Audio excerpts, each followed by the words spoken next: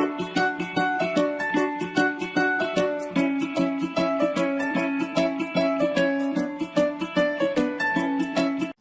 everyone, I'm Inge and I'm the representative of Group 4 to introduce the outline of Chapter 6, Managing Social Responsibility and Ethics.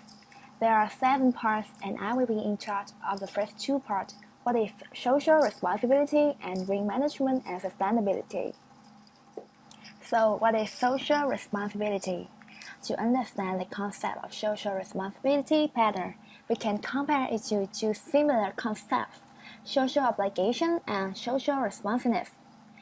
Social obligation is the obligation of a business to meet its economic and legal responsibilities and nothing more. And this idea reflects the classical view, the view that management's only social responsibility is to maximize profits. The most outspoken advocate of this approach is economist and Nobel laureate Milton Friedman. He argued that management's primary social responsibility is to maximize profits by operating their business in the best interest of the stockholders. The other 2 concepts is social responsiveness and social responsibility. Social responsiveness is when a firm engages in social actions in response to some popular social need.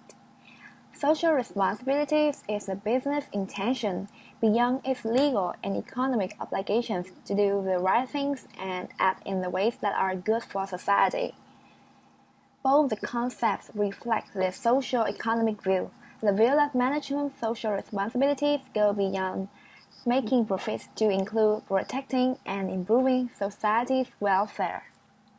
This view is based on the belief that corporations are not independent entities responsibilities only to stockholders, but have an obligation to the larger society. So, should organizations be socially involved?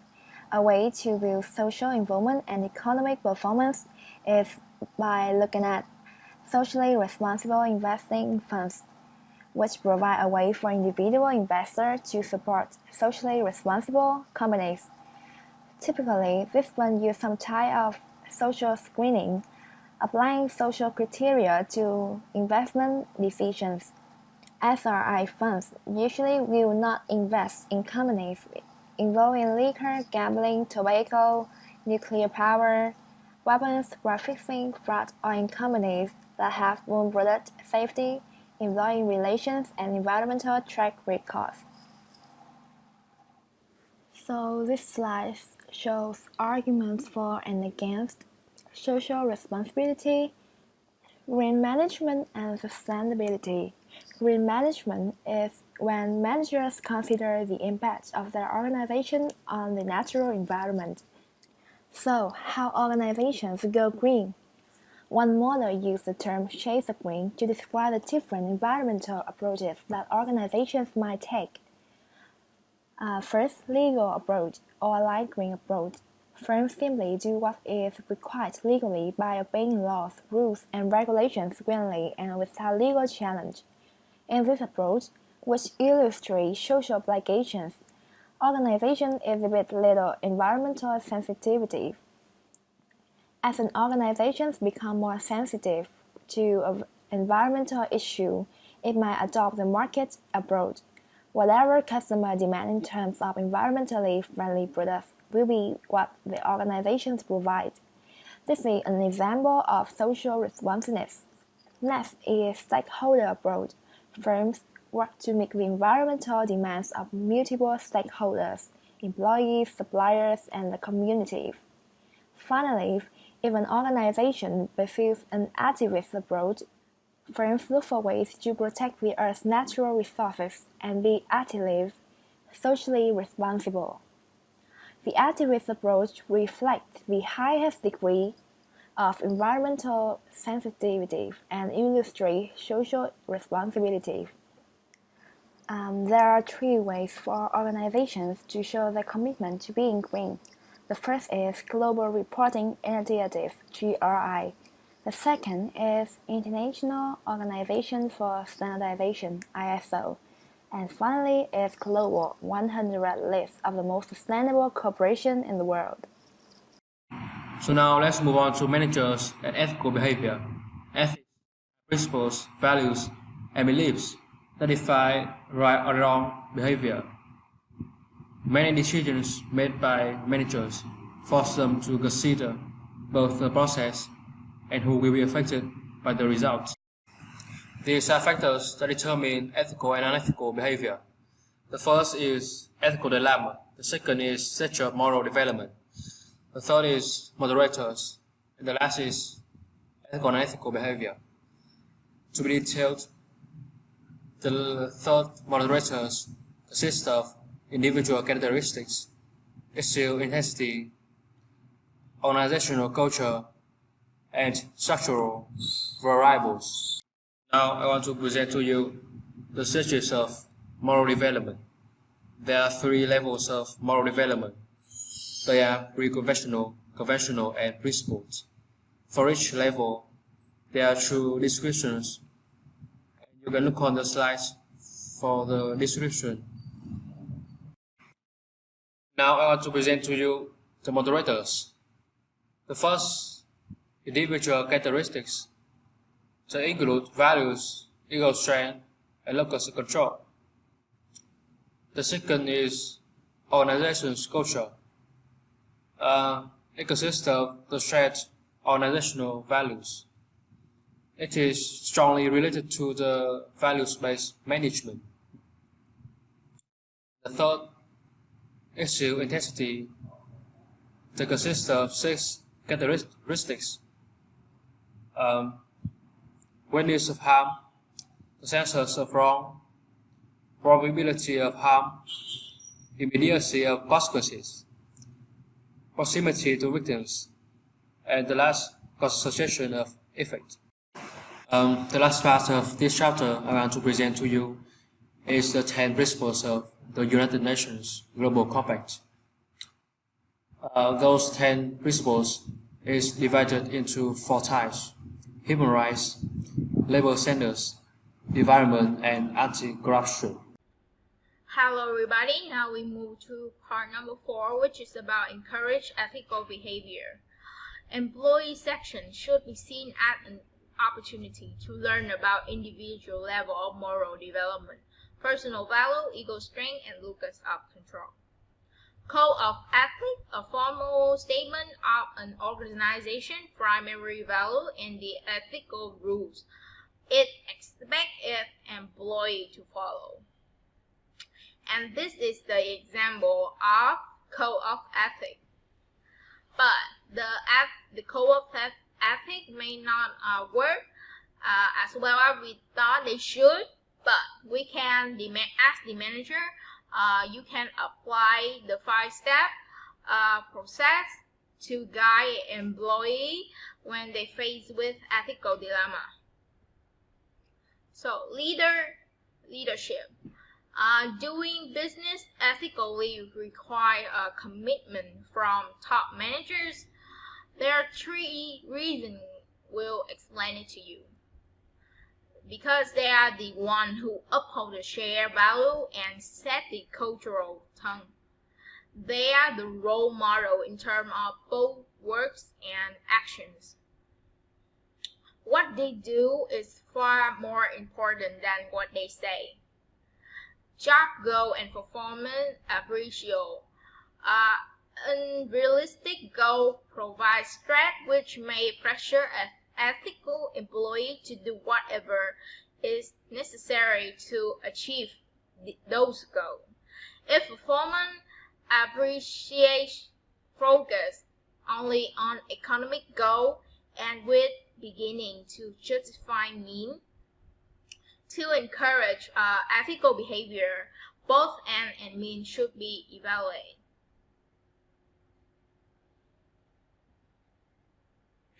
Ethic training is seminars, workshops, or similar ethic training program to encourage ethical behavior. Independent social audits evaluate decision and managing practice in terms of the organization code of ethics, while the protective machinists allow employees who face ethical dilemma to do what's right without fears or reprimand. And now we're going to move to part number 5, social responsibility and ethic issue in today's world. Managing ethical lapse and social irresponsibility. One survey reported that among 5,000 employees, 45% admit falling asleep at work, and 22% said they spread a rumor about a coworker. Others show that 26% of college and university business major admit to serious cheating on exam, and 54% admit to cheating on writing assignment. Ethical leader. The managers must provide ethical leadership. What managers do have a strong influence on employee decision whether to behave ethical. You should being an ethical leader. If you want to be an ethical leader, you should apply this.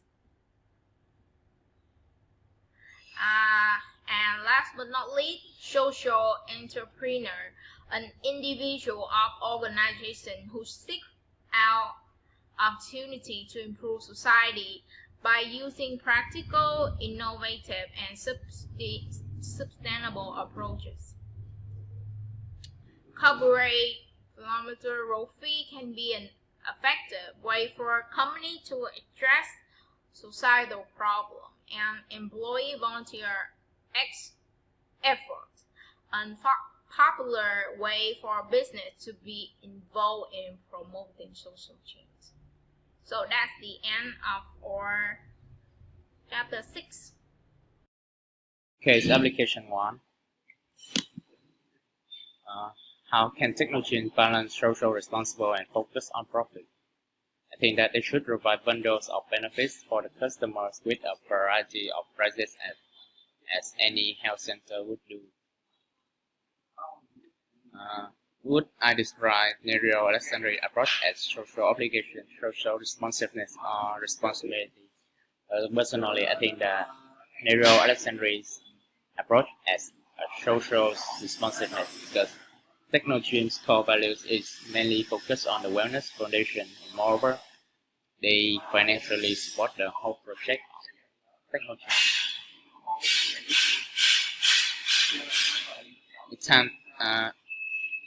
If you want to emphasize the genuineness of corporate social responsibilities and activities in society, I think that you should put your words into action, make them become real, because it is only recognized when people can perceive the process when you do the things. And managers should show the customer that they can attain more than they would lose in order to receive the customer interacts as well as the feedback. Do you think the Wellness Foundation can boost technology turnover? Sure, because I think that it will because the more lines technology get, the faster they will consume the supplements, and it could have boosted both the revenue and the turnover of the company. Next, we move on to the case application 2 lesson from Lehman Brothers, and we will ever learn. Describe the situation at Lehman Brothers from ethics perspective. I think that Lehman Brothers is indeed an ethical because they're secretly doing deals with other companies about bribing for some cut of taxes, and this is illegal. But some of the employees realize that this is not the right thing to do, but the executives overrule these employees and ignore them. Next, 6.19 talk about the culture at Lehman Brothers. The culture at Lehman is mutually focused on rewarding individual tasks and accepting unethical deals. This makes the leaders to become lazy and perform inefficient results. However, the bad deals contribute to the company's credit and make it collapse. What role did Lehman executives place in the company collapse. Were they being responsible and ethical? Discussed. Lehman executives plays the crucial role of the company collapse because of their unethical manners and laziness. They're the one who should have done more and done better because they, from my perspective, they let the lower employees do the things and reward them. So this led to the company collapse.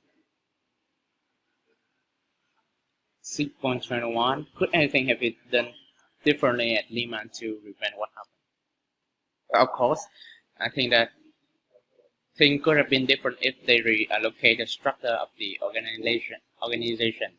They could have replaced the executives who are not very efficient and bring about good results. The culture about the rewarding should be changed because the outcome the employees may bring about to achieve. Many rewards are sometimes not so good or not so ethical. 6.22. Well, because I think that nowadays most of the business units only care about their profit, so they always ignore the ethics. It is not unreasonable to expect business to act ethically because when a unit acts ethically, they surely will achieve credit of their consumers and employees, such as many well-known brands such as Coca-Cola, Prudential, and others.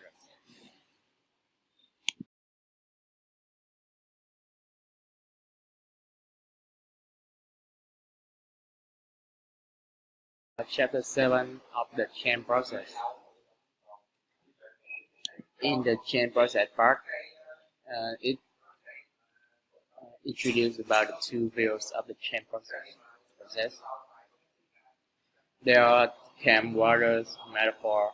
Camp Waters metaphor is like a scenario where an occasional disruption means planning and implementing changes to deal with it.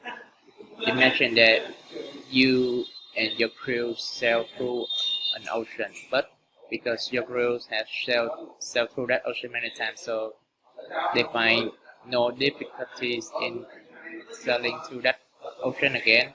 But the change here is the storm, and you can react to the storm to deal with that change. And the wide waters rabbit metaphors. This is like the missing of the stability of the environment. Managers need to adapt to survive.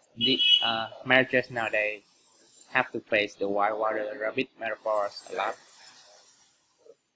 Types of organizational change. What is organizational change? It's simply the fluctuation within an organization, such as human structure, technologies, and others.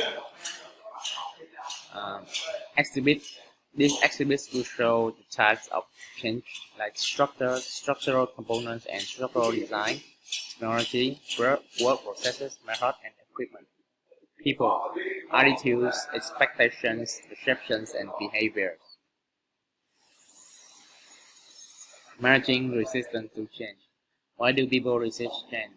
Well, in my opinion, I think that because they are afraid of changing, they are afraid of the uncertainty of changing. They don't know what they might face when they change, and they don't want to change because of the comfort of the own style living. Techniques for reducing resistance to change. So this exhibit shows techniques to reduce this resistance to change.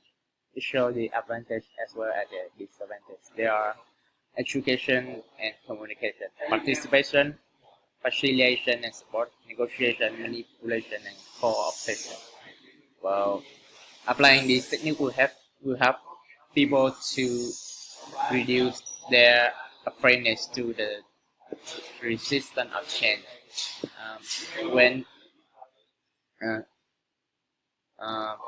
When people use this technique, they can clear up misunderstanding between communication and can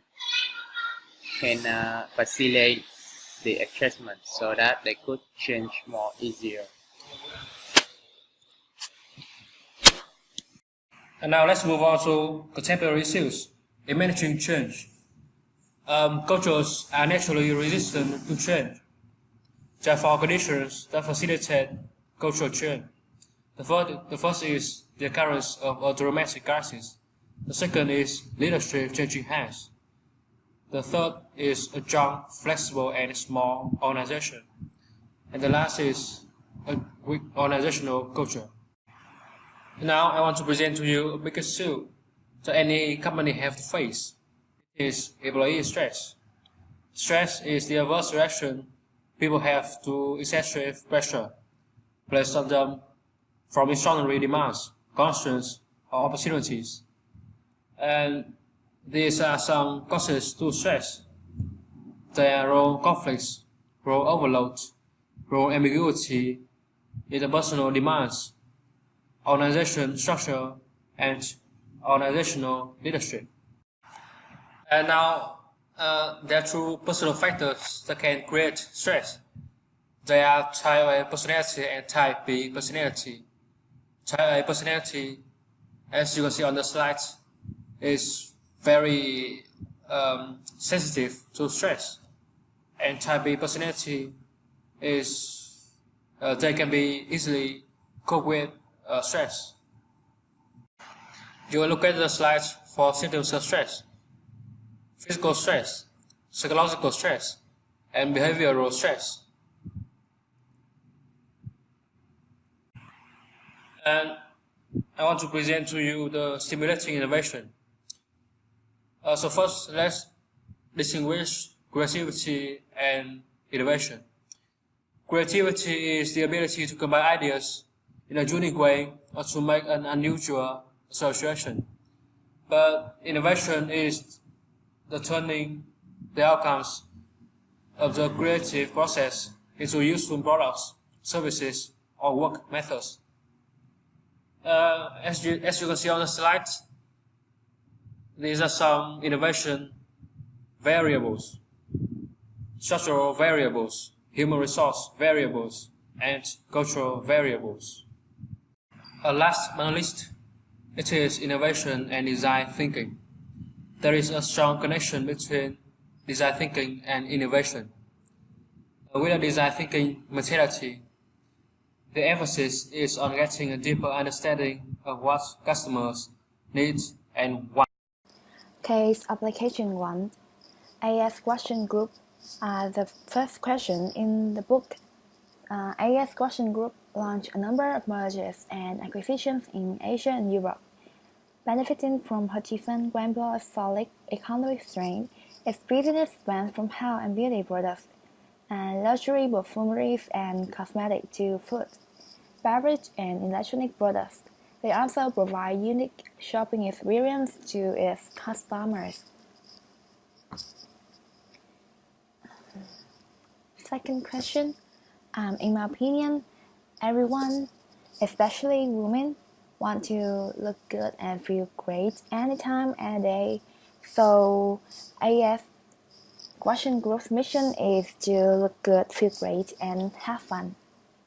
Question number 3. What could other companies learn from AS Question Group's new business model?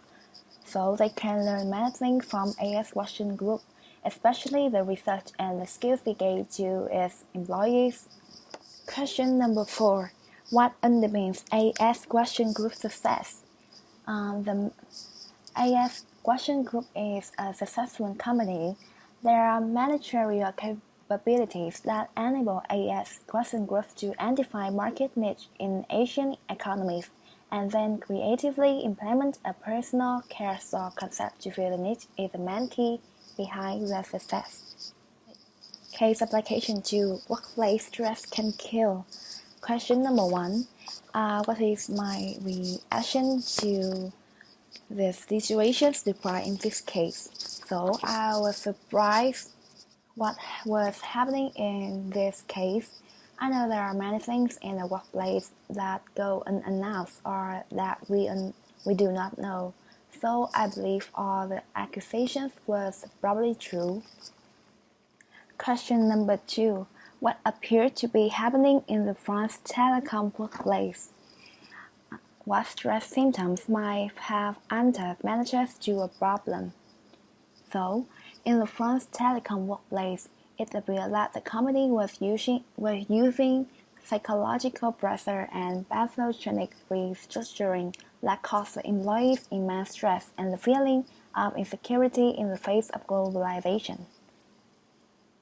And some stress symptoms are psychological symptoms such as irritability, dissatisfaction, anxiety, or boredom. Physical factors like headaches and increased blood pressure, and behavior symptoms like change in productivity, eating habits, addiction, or fidgeting. Question number 5. What could other companies and managers learn from this situation? From my perspective, relationships between colleagues in company is really important. Managers need to be vocal and encouraging. They must have the ability to understand that while there may be the past, everyone is working towards the same goal. If the employees fail, then so does the manager, and if the employees succeed, then manager does as well. Chapter 7 Management Practice is about the stable basic managing in today's workplace, and our group are going to answer some questions that related to the Starbucks coffee case. The first question is what has made Starbucks culture what it is, and how is culture maintained? The company mission and guiding principle are meant to guide the decision and action of company partner from the top to the bottom, and they also have a significant influence to the organization culture.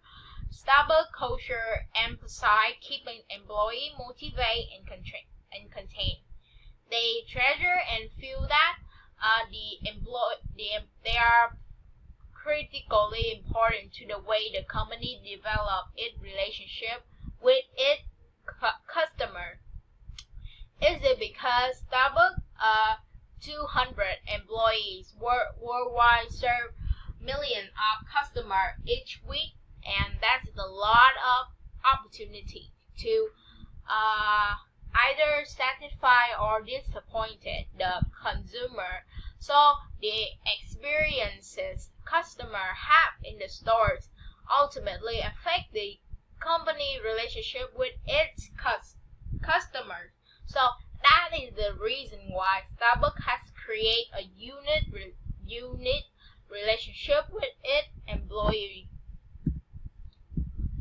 And the second question is, what is Starbucks doing to maintain diversity in each of the 4 areas: customer, supplier, partner, and community? First, Starbucks attempts to make the Starbucks experience accessible to all customers and to respond to each customer unique preference or needed. They also and beside that, Starbucks Supplier Diversity Program work to provide opportunity to developing a business relationship to women and minority-owned suppliers. As far as its partner, the company is committed to a workplace that value and respect people from diverse backgrounds. Last but not least, Starbucks support diversity in its local neighborhood and global community through programs and investment that deepen its tie in those areas. And the final question is, what type of global economic and legal political issue might Starbucks face as its business globally? The first one is Starbucks might face a difference in the level of development in different countries. It also face difficult difficulty in dealing with government of various nations. Starbucks might also find it difficult to work according to the term and condition prevailing in different countries. Last, Starbucks might face difficulty in meeting the need of various types of people as it conducts its business globally.